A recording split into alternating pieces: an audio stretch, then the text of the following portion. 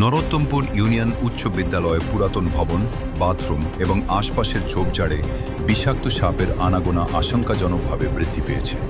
বিদ্যালয়ের পুরাতন ভবন বা বাথরুম ব্যবহার করার সময় সবাইকে সর্বোচ্চ সতর্কতা অবলম্বনের অনুরোধ জানানো হচ্ছে।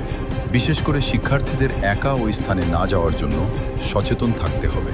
আমি নরোত্তমপুর ইউনিয়ন উচ্চ বিদ্যালয়ের ম্যানেজিং কমিটি, প্রধান শিক্ষক ও সম্মানিত শিক্ষকবৃন্দের প্রতি বিনীতভাবে অনুরোধ জানাচ্ছি। অবিলম্বে বিদ্যালয় প্রাঙ্গণের আগাছা ও ঝোপঝাড় পরিষ্কার করে বিষাক্ত সাপ অপসারণের কার্যকর ব্যবস্থা গ্রহণ করুন, কারণ সামান্য অবহেলাও যে কোনো সময় বড় ধরনের দুর্ঘটনার কারণ হয়ে দাঁড়াতে পারে। এই বিষয়টি জনস্বার্থের সঙ্গে জড়িত, তাই ভিডিওটি বেশি বেশি শেয়ার করুন যাতে দ্রুত সংশ্লিষ্ট কর্তৃপক্ষের দৃষ্টিগোচর হয় এবং প্রয়োজনীয় ব্যবস্থা গ্রহণ করা হয়। প্রচারে এমডি সুমন খান।